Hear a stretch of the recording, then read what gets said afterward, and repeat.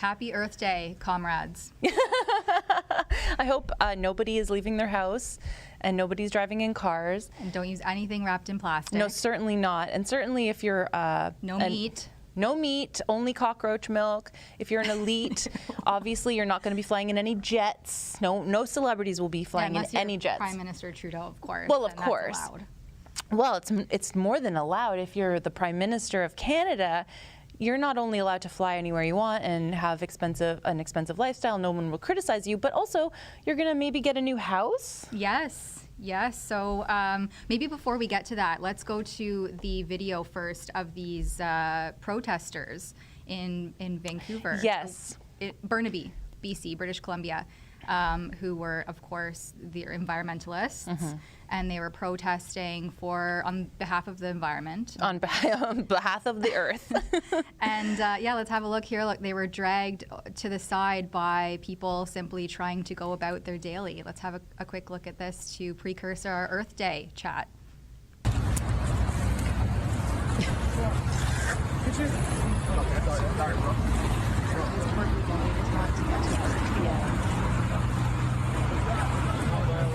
They're like children, sort of. Being wrangled. Yeah, right. You have children, right? It's like you put one over here and then you go to get the other one and the other one's moved and it's like ah. And they're both wearing the same vest, so that's confusing. It's just like dragging piles of sand. Well, I like that you made that reference to it. It reminds me of what would happen in like a zoo situation or a mom with her kittens, right? Where she literally picks them up and carries them, and then the other ones are they kind of waddled around. And they're trying to get back. Yeah. It's sad. But, these guys are going to save the earth, so... Oh, look, and here comes the enforcement, law enforcement. So I wonder, though, because the clip cuts off here, so you don't see what happens. You don't know. All you see are the police start to move in on the situation, because I imagine it would escalate. These people are obviously frustrated, trying to go about their day, and they're being prevented from doing that, blockaded. Yeah.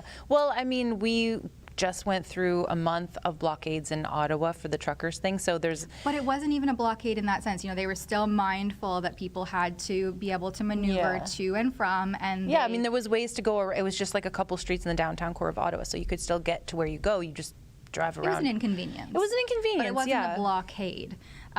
But I'd be really interested to know what happened after that. The police officers came forward. Were they arrested? Did they have their bank accounts frozen? Were they trampled by a horse? Probably not. I don't think the Emergencies Act was invoked for this incident, but probably because no one was showing up. It was like thousands of people weren't showing up to support these netters. But maybe they needed more time. Yeah, to really get the movement going. And that kind of just highlights the hypocrisy of all these, I care about the current thing, virtue signalers, because as we stated, it's Earth Day, and so we have these climate alarmists protesting and blocking people from just getting to work and going about their daily. But we also have our fearless leader, Prime Minister Justin Trudeau, who is having a proposed new residence being built for him. So the federal government is drawing up possible plans for a bigger, grander location, because I guess the official duties of the Prime Minister requires lavishness. And it actually is aiming to increase his current residence by 3,500 square feet. It's modest, you guys. So they want to replace 24 Sussex Drive, which I guess is not where he is even actually residing currently, due to safety concerns. Oh, because of the truckers, probably. I think it's because it's old. It's a little bit decrepit. Oh, because of that kind of safety. Yes. Oh, okay. So I don't. So in this article, which is behind a paywall, I'm not sure if we can pull it up, the full thing. I think There we go. Nice. Yeah. So he needs, the opening paragraph is so funny because there it is. The federal government has drawn up plans for a new home for prime ministers that presents better branding that of Canada.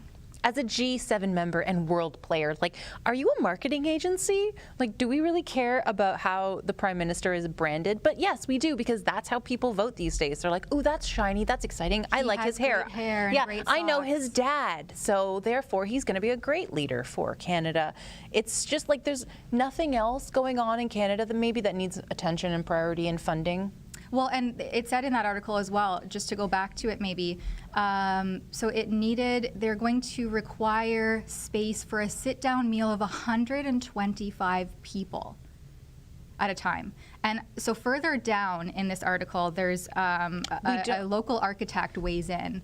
And first, there's this 48-page report called the Preliminary Functional Programming Report.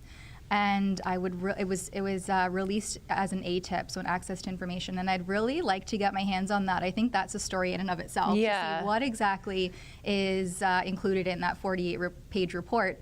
But further down, there's a local architect's comments. Let me just see if we can scroll down to it a little bit more. 125 people again. Yeah, just, there it is. Ottawa architect Toon Dressen. I'm sorry if I'm mispronouncing that. He questions how often is there a 125-person event? There's nowhere else they can go? Yeah, like if this is a once-a-year thing or even a few times a year, why build and invest in all that for so few occurrences? And if you scroll down just slightly more, wouldn't it make more sense to use spaces we already have? So they currently hold banquets and large events at Rideau Hall and the Canadian Museum of History and the Canadian War Museum.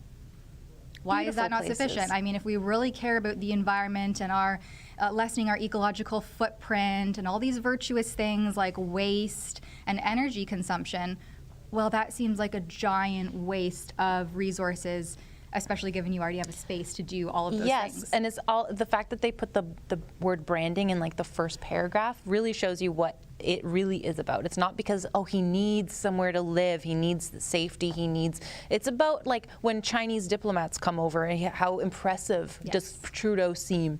Like that's what it reads to me. Maybe I'm a little cynical though. Hi, we have a housing crisis. Yeah, yes, here that in too. Canada. Like Chrystia Freeland just 2 weeks ago was talking about the housing crisis during the budgetary their budget thing. release. Yeah, they've apparently been committed and focused on this for at least 5, if not 6 years that they've been in term. But as a Canadian, I've never heard them speak about this until recently, until Pierre Poilievre started sounding the alarms on that crisis. People can't rent. They can't even get into the market as a buyer. That's completely unsustainable and unattainable at this point in Canada.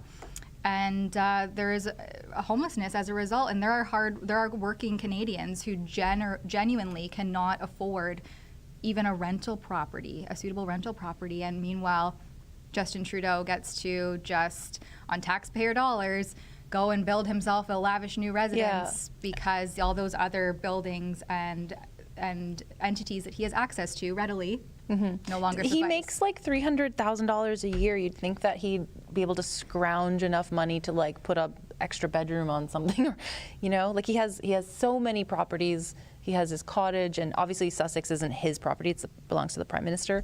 But you'd think he'd have enough money to give himself like a nice home, and they can use all the locations that you described for large events. Like, it's so unnecessary, it's so lavish, it's all about branding and how we are perceived and how we look, and it's like, especially on Earth Day, it's like such a slap in the face to Canadians. It is. It's again highlighting, and I've been saying this for at least 2 years, the hypocrisy of the new normal, which was also just the hypocrisy of the previous normal as well. Oh, hey guys, thanks for watching. That's a clip from our Rebel News daily live stream where we talk about the news of the day in an unscripted and interactive way.